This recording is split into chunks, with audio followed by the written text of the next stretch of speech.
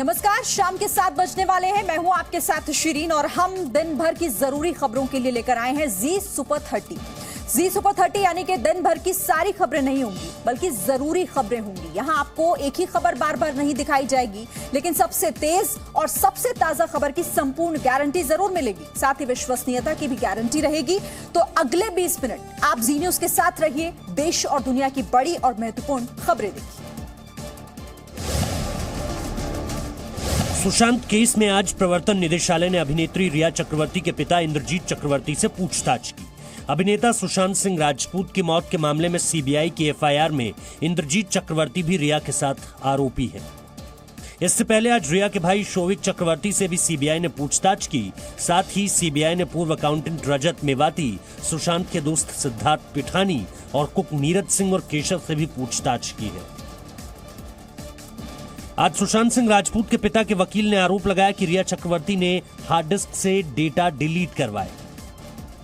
देखिए, कुछ तो हार्ड ड्राइव में ऐसा जरूर होगा जिसमें कि रिया का इन्वॉल्वमेंट बड़ा स्पष्ट होगा, जिसके लिए कि रिया उस हार्ड ड्राइव को वहां से ले जाना चाहती थी और जिससे उनको लग रहा था कि अगर वो रहेगा तो कल न कल उनके कहीं उन पर सवालिया निशान बहुत ज्यादा उठेंगे।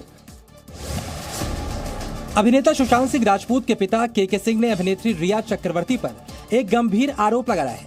सुशांत के पिता ने कहा है कि रिया उनके बेटे को लंबे वक्त से जहर दे रही थी। उन्होंने रिया चक्रवर्ती की गिरफ्तारी की मांग की है।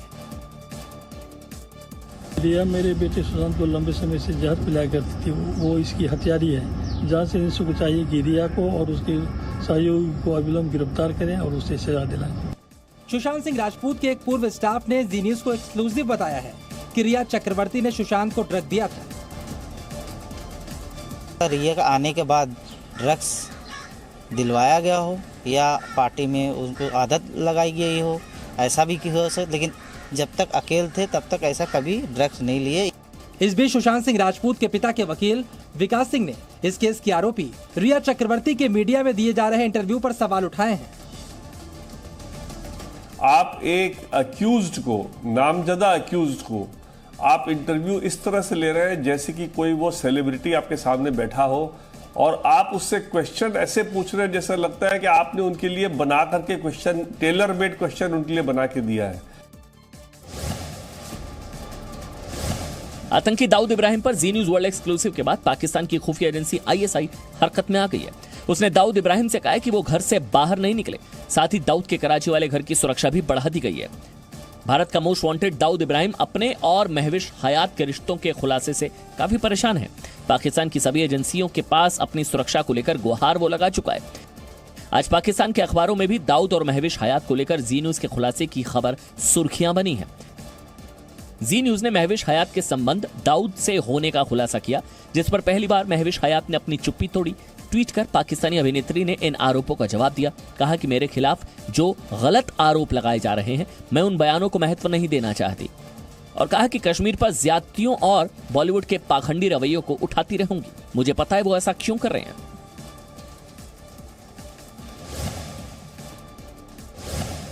देश के शिक्षा मंत्री रमेश पोखरियाल निशंक ने आज एक बार फिर साफ कर दिया कि नीट और जेईई की परीक्षा तय तारीखों पर आयोजित की जाएंगी। उन्होंने कहा कि फैसला छात्रों के भविष्य को देखते हुए लिया गया है। परीक्षा को स्थगित करने के लिए की गई प्रार्थना में कोई औचित्य नहीं है। आखिरकार जीवन जीना है और छात्रों के करियर को लंबे समय तक संकट में नहीं डाला जा सकता है। केंद्रीय शिक्षा मंत्री का ये बयान इसीलिए महत्वपूर्ण है क्योंकि एक तरफ कांग्रेस और लेफ्ट पार्टियां जेईई और नीट की परीक्षा का लगातार विरोध कर रही हैं। इसे लेकर कांग्रेस की अंतरिम अध्यक्ष सोनिया गांधी के नेतृत्व में विपक्षी पार्टियों ने सुप्रीम कोर्ट जाने का फैसला लिया। लेकिन दूसरी ओर कांग्रेस शासित राजस्थान में इसी महीने 31 अगस्त को प्री डीएलएड की परीक्षा होनी है और इसमें 6.5 लाख से ज्यादा परीक्षार्थी हिस्सा ले रहे हैं। इसी बीच आज देश के कई बड़े शिक्षाविदों ने प्रधानमंत्री नरेंद्र मोदी को चिट्ठी लिखकर जेईई और नीट की परीक्षा का समर्थन किया। चिट्ठी में कहा गया है कि कुछ लोग छात्र भविष्य को अपने राजनीतिक एजेंडा के तौर पर इस्तेमाल कर रहे हैं। लखनऊ में समाजवादी पार्टी के कार्यकर्ताओं पर पुलिस ने लाठीचार्ज किया है। आज बड़ी संख्या में समाजवादी पार्टी के कार्यकर्ता राजभवन का घेराव करने जा रहे थे। पार्टी के कार्यकर्ता कोरोना महामारी की वजह से नीट और जेईई की परीक्षा का विरोध कर रहे थे। हंगामा कर रहे कार्यकर्ताओं को पुलिस ने पहले रोका, जिसके बाद उनकी पुलिस के साथ झड़प हो गई। हालात पर काबू पाने के लिए पुलिस ने लाठीचार्ज किया। लाठीचार्ज के बाद मौके पर अफरा तफरी मच गई। इसके बावजूद कई कार्यकर्ता वहां से नहीं हटे, जिसके बाद पुलिस ने कई प्रदर्शनकारियों को हिरासत में ले लिया।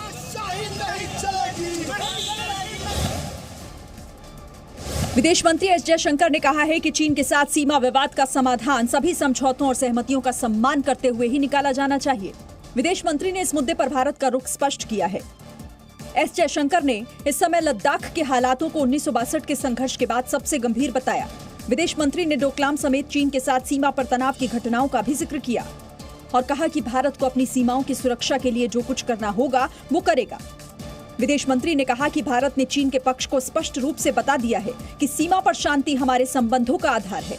सीमा विवाद पर भारत के सख्त रुख के बाद चीन के सुर अब बदलने लगे हैं। भारत में चीन के राजदूत ने गलवान घाटी में हुए खूनी संघर्ष की घटना को दुर्भाग्यपूर्ण बताया। राजदूत ने कहा कि ये इतिहास के लिहाज से एक छोटा पल था, लेकिन अब हम हालात को सुधारने की कोशिश कर रहे हैं। प्रधानमंत्री नरेंद्र मोदी ने आज रक्षा क्षेत्र में आत्मनिर्भर भारत पर कहा कि भारत कई सालों से रक्षा उपकरण आयात करने वाला एक बड़ा देश रहा है, लेकिन अब ये स्थिति बदल रही है। पीएम मोदी ने आत्मनिर्भर भारत पर यह कार्यक्रम वीडियो कॉन्फ्रेंसिंग के जरिए संबोधित किया। रक्षा मंत्रालय ने 101 उपकरणों की लिस्ट जारी की है, जिन्हें अब दूसरे देशों से नहीं खरीदा जाएगा। हाल में आपने देखा होगा कि 101 डिफेंस आइटम्स को पूरी तरह से घरेलू खरीद के लिए सुरक्षित कर दिया गया है। आने वाले दिनों में इस लिस्ट को और व्यापक बनाया जाएगा। बैठक में रक्षा मंत्री राजनाथ सिंह के साथ सीडीएस जनरल बिपिन रावत भी मौजूद रहे। इस दौरान देश को रक्षा क्षेत्र में आत्मनिर्भर बनाने पर बात हुई। राजनाथ सिंह ने कहा कि स्वदेशी होना अलगाव नहीं है।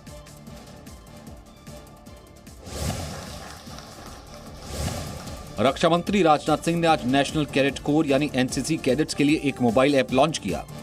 ये ऐप डिजिटल लर्निंग में एनसीसी कैडेट्स की मदद करेगा।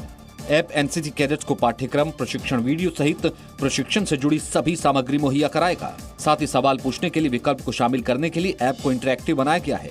इस विकल्प के जरिए कैडेट्स प्रशिक्षण पाठ्यक्रम से जुड़े सवाल प्रशिक्षकों के पैनल से भी पूछ सकते हैं। मैं भी एनसीसी का कैडेट रहा हूं। सुषमा स्वराज वह भी एनसीसी की गर्ल कैडेट थी। हमारे मनोहर पर्रिकर जो डिफेंस मिनिस्टर थे वो हमारे बीच नहीं रहे, वो भी एनसीसी के कैडेट थे। हमारे प्रधानमंत्री श्री नरेंद्र मोदी जी वह भी एनसीसी के कैडेट हैं। महाराष्ट्र में परभणी से शिवसेना के सांसद संजय जाधव ने मुख्यमंत्री उद्धव ठाकरे को अपना इस्तीफा भेजा है। सांसद संजय जाधव अपने इलाके की कृषि बाजार समिति में एनसीपी से जुड़े हुए कार्यकर्ता को प्रशासक बनाए जाने से नाराज हैं। संजय का कहना है कि इस इलाके के लोगों ने शिवसेना के नेता को अपना सांसद चुना है। ऐसे में बाजार समिति का प्रशासक शिवसेना कार्यकर्ता को ही बनाना चाहिए, न कि एनसीपी को देना चाहिए। कुछ दिन पहले कांग्रेस पार्टी के 11 विधायकों के नाराज होने की खबरें शिवसेना के मुखपत्र सामना में छपी थी। जाहिर है महाराष्ट्र की शिवसेना, एनसीपी और कांग्रेस की सरकार में सब कुछ ठीक नहीं चल रहा है। आज गुड्स एंड सर्विसेज टैक्स यानी जीएसटी काउंसिल की 41वीं मीटिंग हुई। वित्त मंत्री निर्मला सीतारमण के नेतृत्व में वीडियो कॉन्फ्रेंसिंग के जरिए हुई इस मीटिंग में केंद्र सरकार ने राज्य सरकारों को बकाया जीएसटी कॉम्पेंसेशन के 1,65,000 करोड़ रुपए जारी कर दिए। वित्त वर्ष 2019-20 के लिए जीएसटी की क्षतिपूर्ति की राशि ट्रांसफर नहीं किए जाने का कई गैर बीजेपी शासित राज्यों ने विरोध किया था। जीएसटी काउंसिल की मीटिंग के बाद वित्त मंत्री निर्मला सीतारमण ने कहा कि कोरोना संकट की वजह से जीएसटी में टैक्स कलेक्शन भी प्रभावित हुआ है। सुप्रीम कोर्ट की 5 जजों की संविधान पीठ ने आज आरक्षण को लेकर बड़ा फैसला दिया है। सुप्रीम कोर्ट ने कहा है कि राज्य सरकारें आरक्षण के लिए अनुसूचित जाति और अनुसूचित जनजाति समुदाय में भी कैटेगरी बना सकती हैं। इससे इन समुदायों में आने वाली कुछ जातियों को बाकी के मुकाबले आरक्षण के लिए प्राथमिकता दी जा सके और इस पर पुनर्विचार की जरूरत है। इससे पहले वर्ष 2004 में भी इसी मुद्दे पर एक दूसरे मामले में सुप्रीम कोर्ट की 5 जजों की ही संविधान पीठ ने फैसला दिया था कि किसी वर्ग को प्राप्त कोटे के भीतर कोटे की अनुमति नहीं है। ऐसे में आज सुप्रीम कोर्ट के 5 जजों की बेंच ने यह मामला आगे विचार के लिए 7 जजों की बेंच को भेज दिया। सुप्रीम कोर्ट के फैसले में 5 जजों की राय ये है कि सुप्रीम कोर्ट के 2004 के फैसले को फिर से पुनर्विचार की जरूरत है।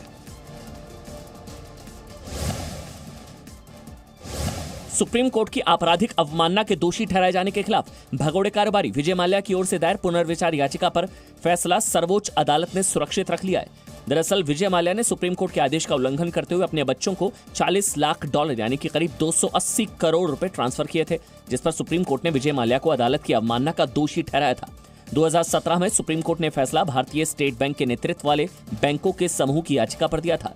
इस फैसले के खिलाफ विजय माल्या ने साल 2017 में ही सुप्रीम कोर्ट में पुनर्विचार याचिका दायर की थी। देश के 400 रेलवे स्टेशनों में बड़ा बदलाव किया जाएगा। रेल मंत्रालय ने एयरपोर्ट की तरह ही रेलवे स्टेशनों को भव्य बनाने का प्लान तैयार किया है। इस योजना के पहले चरण में देश के 74 रेलवे स्टेशन पर काम जारी है, जिनमें से गुजरात का गांधीनगर और भोपाल का हबीबगंज स्टेशन इसी साल दिसंबर तक तैयार हो जाएगा। रेलवे स्टेशन पर मल्टीप्लेक्स से लेकर मनोरंजन केंद्र, स्विमिंग पूल जैसी सुविधाएं मौजूद होंगी। साथ ही वैश्विक स्तर की सुविधाओं में 5 स्टार होटल और व्यापारिक केंद्र भी बनाए जाएंगे। एयरपोर्ट की तरह सुविधाएं होंगी तो एयरपोर्ट की तरह यात्रियों को शुल्क भी रेलवे स्टेशन पर देना होगा। उत्तर प्रदेश के बाहुबली विधायक मुख्तार अंसारी के खिलाफ योगी सरकार ने बड़ी कार्रवाई की है। आज लखनऊ के डालीबाग इलाके में बने मुख्तार अंसारी के अवैध कब्जे वाले 2 घरों को जेसीबी की मदद से गिरा दिया गया। लखनऊ विकास प्राधिकरण की 20 से ज्यादा जेसीबी मशीनों ने इस कार्रवाई को अंजाम दिया। इस मौके पर 250 से ज्यादा पुलिस वाले मौजूद थे। जब बुलडोजर के साथ टीम वहां पहुंची तो एक बिल्डिंग में ताला बंद था, जिसे प्रशासनिक अधिकारियों की मौजूदगी में तोड़ा गया, जबकि दूसरे बिल्डिंग में एक परिवार रह रहा था। उनको तुरंत घर खाली करने का आदेश दिया गया और एलडीए के कर्मचारियों ने इमारत से सारा सामान बाहर किया। प्रशासन ने साफ कर दिया है कि अवैध निर्माण गिराने का खर्च भी आरोपी से वसूल किया जाएगा और जिन अफसरों के समय अवैध निर्माण हुआ था उन पर भी कार्रवाई की जाएगी। जिला प्रशासन इसे लेकर एफआईआर भी दर्ज करवाएगा।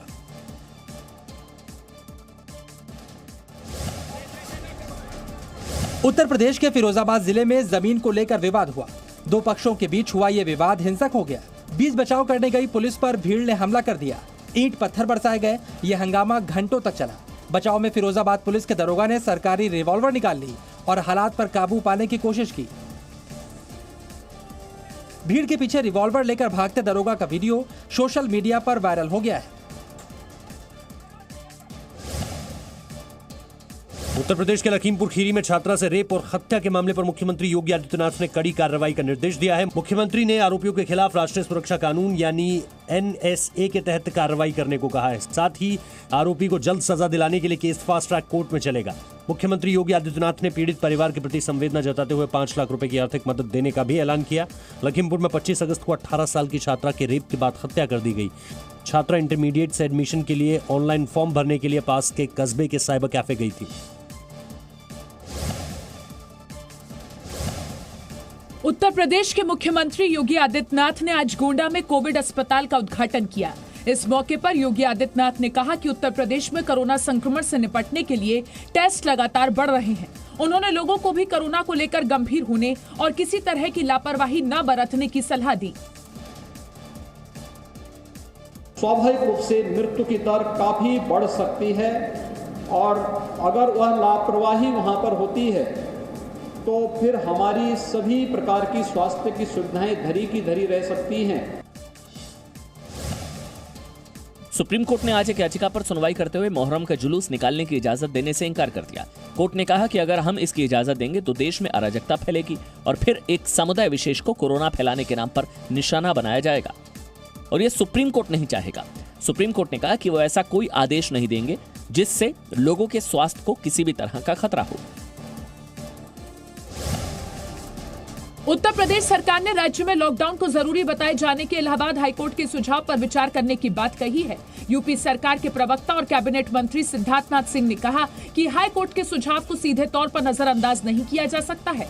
हालांकि सरकार की ओर से यह भी दलील दी गई कि राज्य में कोरोना संक्रमण पर हालात काबू में है। उत्तर प्रदेश में कोरोना से जो जंग लड़ी जा रही है उसमें बहुत एक तरह से उत्तर प्रदेश को उपलब्धियां मिली हैं, मगर कोर्ट ने कोई सुझाव दिया है, उसको देखते हुए हम लोग क्या निर्णय करते हैं उसको बताएंगे। देश में कोरोना संक्रमण के मामले 33 लाख से ज्यादा हो गए हैं। केंद्रीय स्वास्थ्य मंत्रालय के मुताबिक पिछले 24 घंटे में रिकॉर्ड 75,760 नए केस आए हैं। 1023 लोगों की मौत हुई है। देश में अब तक 33,10,234 लोग कोरोना वायरस से संक्रमित हो चुके हैं। इनमें से 25,23,771 लोग इलाज से ठीक हो चुके हैं। इलाज से ठीक होने वाले मरीजों की दर 76.24% हो गई है। कोरोना संक्रमण से अब तक 60,472 लोगों की मौत हो चुकी है। ICMR के मुताबिक कल पूरे देश में 9 लाख से ज्यादा कोरोना टेस्ट हुए और 26 अगस्त तक 3,85,00,000 से ज्यादा कोरोना सैंपल के टेस्ट किए जा चुके हैं। आयुर्वेद दवा कंपनी पतंजलि को अपने उत्पाद का नाम कोरोनिल रखने पर कोई रोक नहीं है। आज सुप्रीम कोर्ट ने इसकी इजाजत दे दी है। दरअसल मामला कोरोनिल नाम के इस्तेमाल को लेकर है। इस पर चेन्नई की एक कंपनी अरुद्रा इंजीनियरिंग लिमिटेड ने दावा किया और इसे लेकर मद्रास हाईकोर्ट के फैसले के खिलाफ सुप्रीम कोर्ट में याचिका दायर की थी। याचिका में कंपनी ने दावा किया था कि कोरोनिल 1993 से उसका ट्रेडमार्क है और पतंजलि को इसके इस्तेमाल से रोका जाए। सुप्रीम कोर्ट ने इस याचिका को खारिज करते हुए पतंजलि को अपने उत्पाद का नाम कोरोनिल रखने की छूट दे दी है। कोरोना महामारी के बीच दिल्ली नगर निगम पर आर्थिक संकट आ गया है। दिल्ली सरकार ने तीनों निगमों को दिए जाने वाला फंड रोक रखा है, जिसकी वजह से दिल्ली नगर निगम के कर्मचारियों को वेतन नहीं मिल पा रहा है। एमसीडी के स्टाफ को पिछले 4 महीने से वेतन नहीं मिला है। नगर निगम के कर्मचारियों का कहना है कि दिल्ली सरकार पर 6,000 करोड़ रुपए बकाया है और इस महीने भी वेतन नहीं मिला तो कर्मचारी मुख्यमंत्री आवास के सामने धरना देंगे। ओडिशा के कई जिलों में भारी बारिश के बाद बाढ़ का खतरा बढ़ गया है। उत्तरी ओडिशा में लगातार बारिश हो रही है, जिसकी वजह से बैतरणी नदी कई जगह पर खतरे के निशान के ऊपर है। ओडिशा के भद्रक जिले के निचले इलाकों में पानी भर गया है। सड़कें पानी में डूब गई हैं। कई गांवों का सड़क संपर्क भी टूट चुका है। लोग अपने घर और गांव छोड़कर सुरक्षित स्थानों पर पहुंच रहे हैं। जम्मू कश्मीर में लगातार बारिश हो रही है। नदी नहरों का जलस्तर पिछले कई दिनों से लगातार बारिश के कारण बढ़ गया है।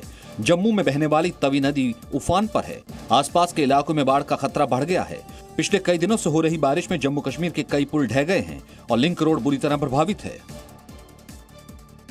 श्रीनगर में बारिश से झेलम नदी का भी जलस्तर बढ़ गया है। मौसम विभाग के मुताबिक आज मौसम में सुधार होगा, बारिश में भी कमी आएगी।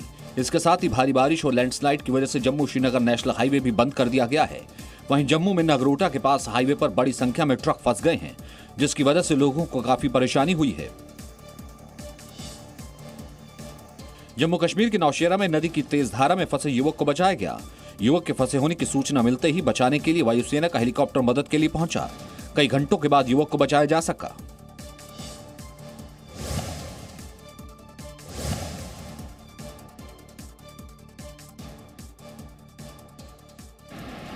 कुल्लू के घारपुरा गांव में पानी का उफान डराने वाला है। पानी के तेज बहाव ने कई सड़कों को तोड़ दिया है। कई गांवों के मुख्य मार्ग कट गए हैं। स्थानीय लोगों के लिए लैंडस्लाइड का खतरा भी बढ़ गया है।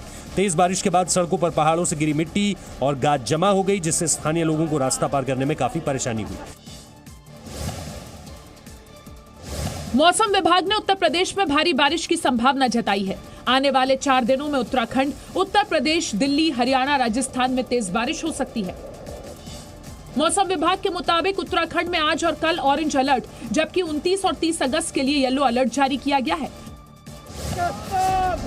पाकिस्तान में हिंदुओं पर जुल्म के खिलाफ अमृतसर में विरोध प्रदर्शन किया गया। प्रदर्शनकारियों ने पाकिस्तान के प्रधानमंत्री इमरान खान का पुतला जलाया। हिंदू सर्व शक्ति दल का आरोप है कि पाकिस्तान के कराची में लॉकडाउन के दौरान 20 हिंदू परिवारों के घर तोड़ दिए गए।